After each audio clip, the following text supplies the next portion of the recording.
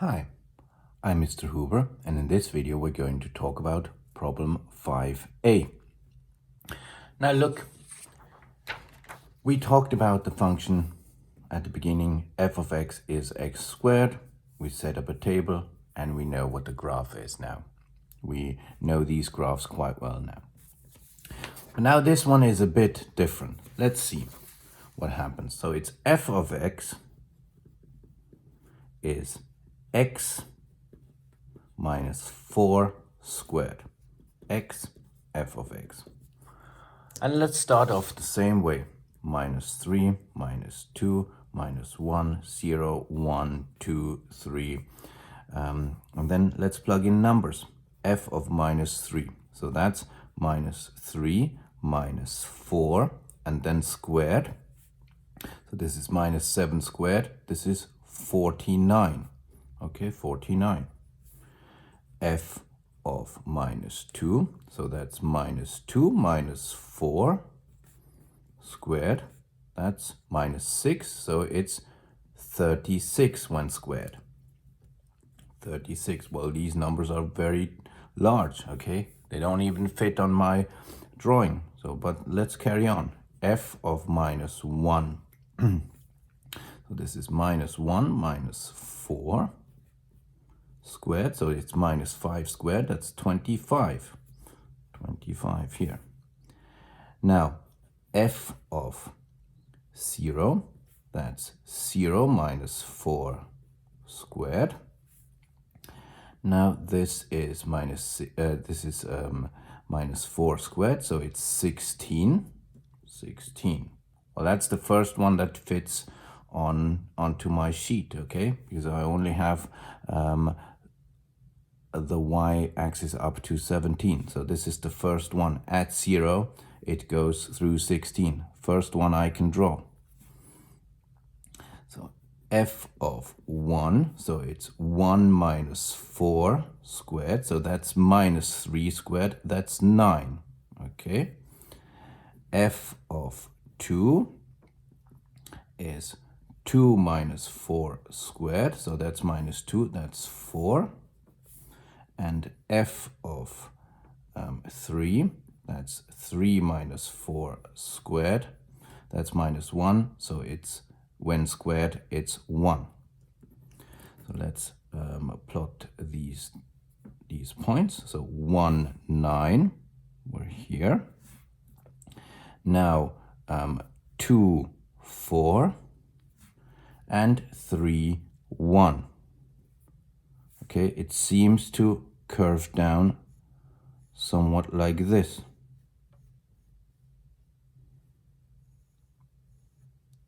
Now, is this completely different to this one? Well, it seems at the moment. But let's carry on. Let's carry on.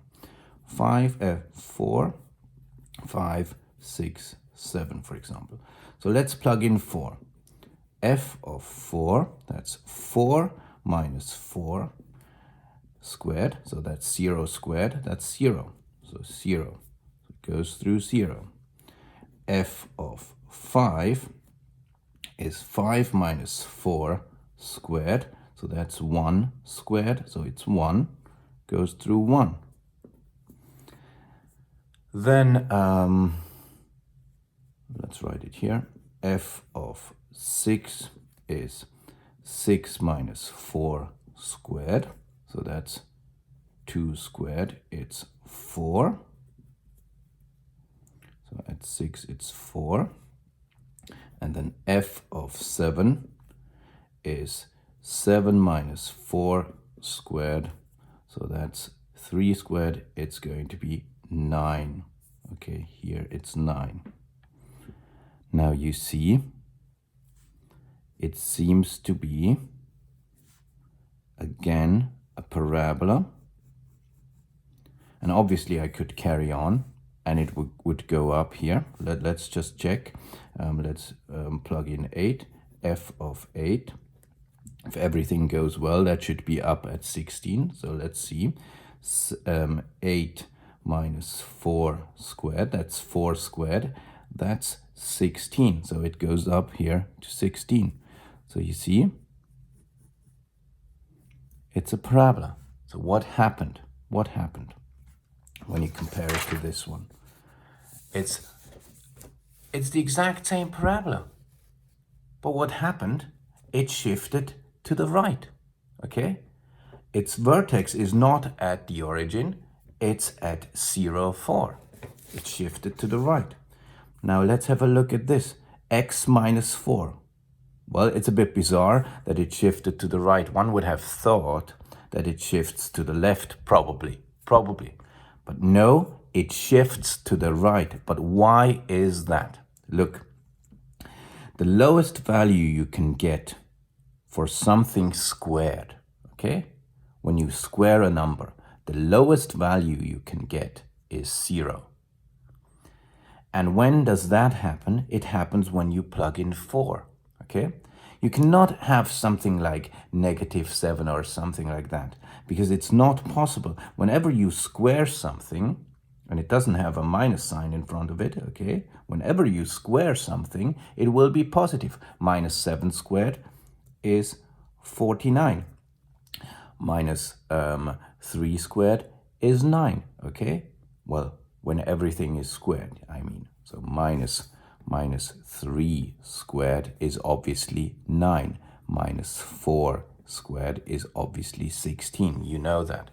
So whenever you have something in your brackets, whether positive or negative, when you square it, it will be positive. And the lowest value you can take is 0. And it takes the value 0 at 4. Because when you plug in 4 here, it's 4 minus 4. And that's 0. 0 squared is 0. So that means you shift everything to the right. And when you look at it more clearly, look, this is the critical value. This is the value, your 4 here. When you plug in 4 here, 4 minus 4 is 0. And then you square it, you get 0. So this is in fact your starting point. And when you compare it to this one here, look, this is the function x squared. It starts at 0, or it has its lowest point at 0, 0, 0. Then 1, 1, 2, 4, 3, 9. Look, 4, 0. And then 5 is 1, 6 is 4, 7 is 9. And before that, 3 is 1, 2 is 4, and 1 is 9. Okay? It's the same thing here. It's only been shifted to the right or translated horizontally. It has been translated horizontally.